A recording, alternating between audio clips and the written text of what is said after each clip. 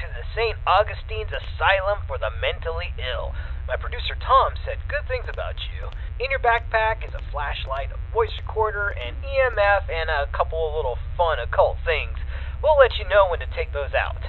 Ready to pay off some of those college debts and beer tabs? Well, of course you are. And when you're ready, enter in through those front doors.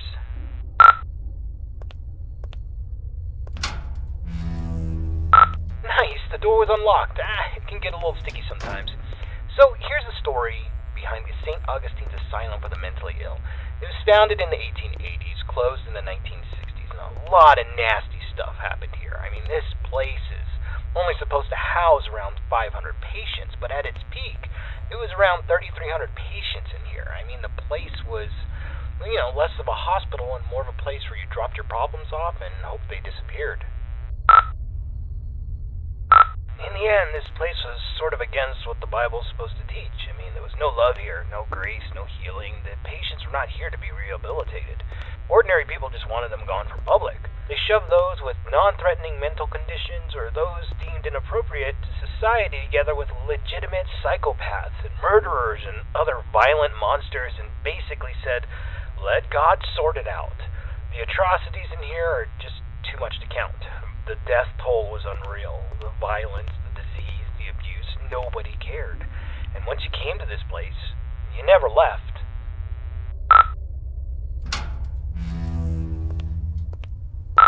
This is where the 100 hallways patients would convene, and we heard that the patients pre-1920 actually received decent care. Then the war hit, the depression hit, and then the budgets all fell apart. The room you stand in once healed 20 patients in need of attention, and by the end, 150 patients would pass through this room, naked, starving, attacking each other at random, flaying themselves with metal wires from their beds. Be careful where you step. Alright, this is a good place to start. I want you to take out your voice recorder, and I'll hopefully be able to awaken this place. Okay, spirits of St. Augustine, please reveal your presence to us. Show us that you are in this room. Feel free to interact with anything or speak to us. Use your words, use your voice, and let us know that you're here. Okay, play that back. Let us know that you're here.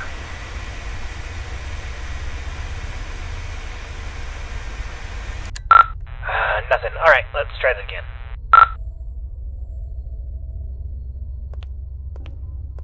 Alright, let's try this. Ghosts of St. Augustine, please let us know that you are still in this hospital. I give you permission to reveal yourself. I give you permission to come to life. Just give us a sign that you're here. Tell us where you are. Speak to us now into this microphone. Alright, check that. Now into this microphone. Alright, let's try one more spot.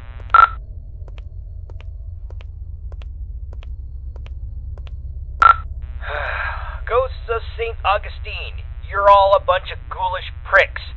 Show up or piss off!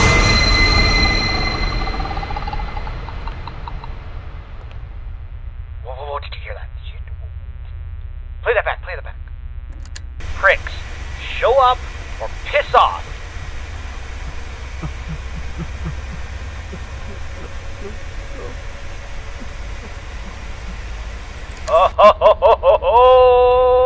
Alright, looks like we got an investigation. Alright, I want you to go down the morgue hallway, and we're going to continue our investigation in the other gathering area.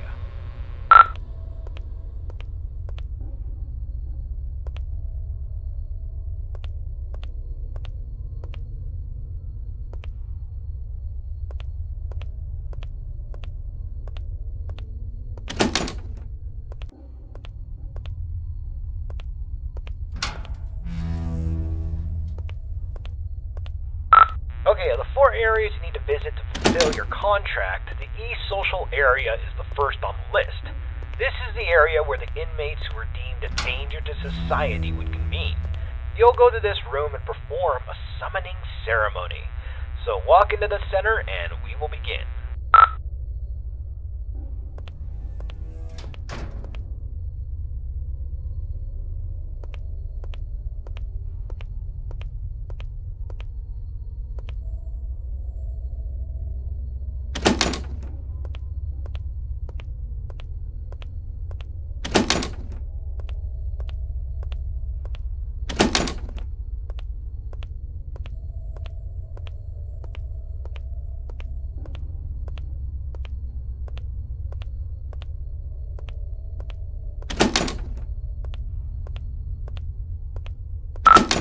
entrance to patient cells 200 to 219.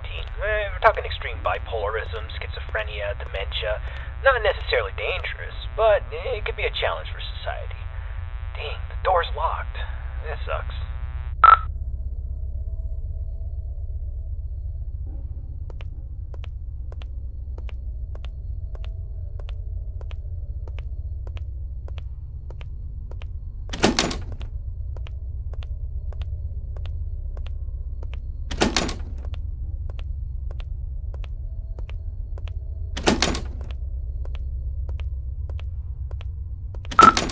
Entrance to the patient cells 220 to 240. This is where they kept the lunatics, the murderers, the sociopaths, the worst of the worst, including Clive the Peeper Johnson. You'd think he would be a pervert with a nickname the Peeper, but the truth is far worse. He was extremely manipulative and very intelligent. He was a murderer and a maimer. Most of his victims could never identify him because he managed to convince them to gouge their own eyes out with metal wires and even their own fingernails. He came here due to legal loopholes, and when the facility went off the rails and the doctors stopped caring, he jumped into action. The patients who didn't listen were tortured, and the ones who did wandered around the facility, blind, screaming, and in constant fear. This door's locked too. Let's just start the ceremony.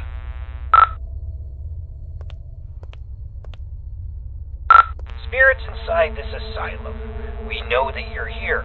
We release you from your restraints. Come forward and live again. This person is no longer shielded from the realm of the dead. You may be seen, interact, and manipulate him in any way as you see fit.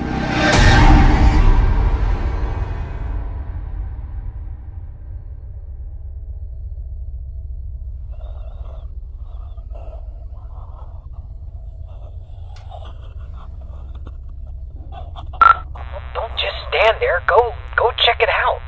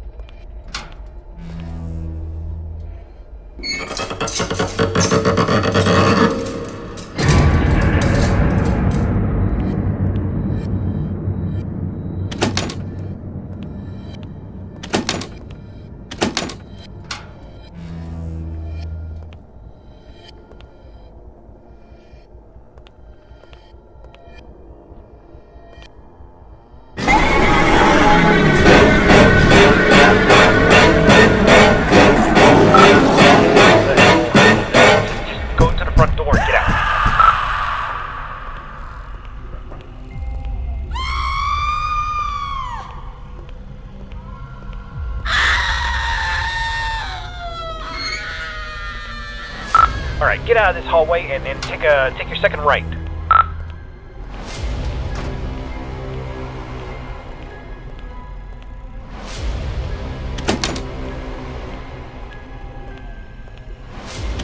Door's locked, damn it. Oh, okay, there's a staircase. Take this staircase up to the second floor, and you should be next to a fire escape. You should be able to get out that way, so go up the staircase.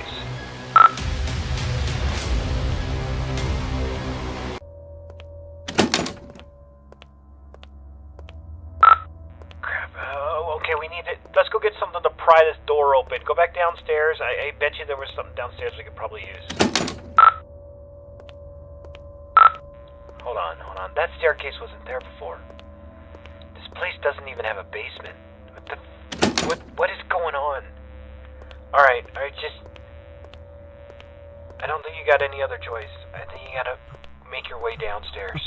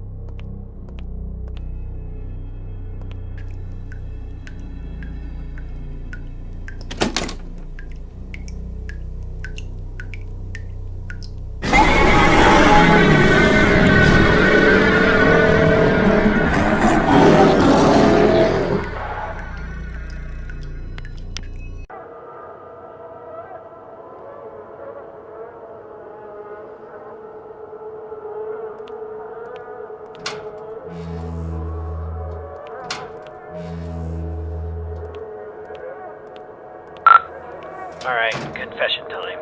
It's about the eyes. I kinda had this from you.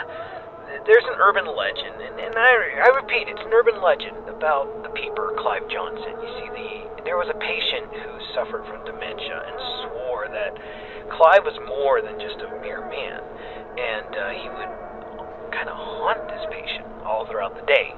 Rampant hallucinations that progressively got worse, but at night he never saw the peeper. Then he discovered that if he closed his eyes, he could escape Clive, but whenever he opened them, Clive would be there, waiting for him and getting closer and closer. Eventually, the patient used a fork, and he blinded himself. And while he was soaked in his blood from his sockets, he screamed to the entire hospital that he was free, he was safe.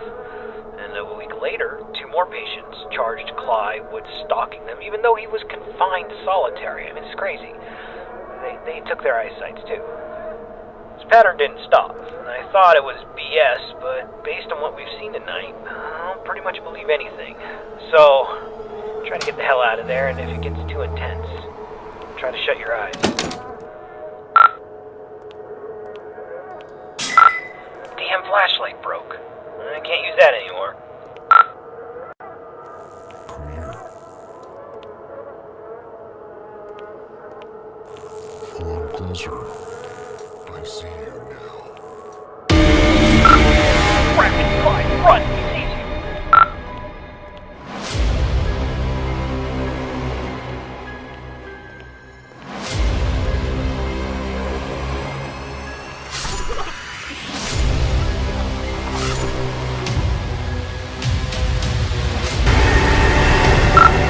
Ignore them!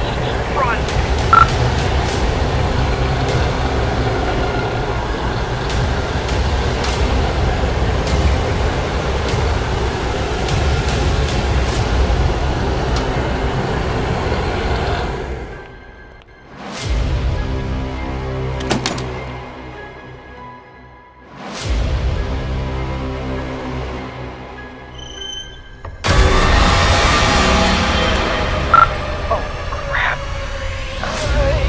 You got a choice. Either he gets you, or you're gonna have to cut him out.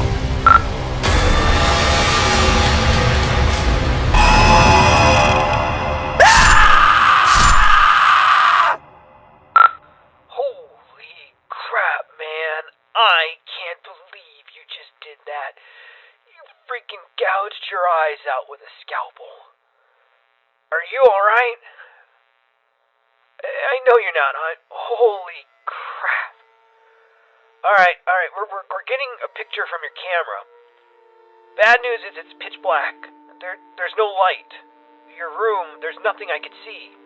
The flashlight went out, and we don't even know where you are. I'm not going in there. Are you going in there? I'm not going in there. Hell no. Look. If you can't feel anything, I'm sorry, but we're not coming. I'm sorry, man. I have to go. I'm sorry.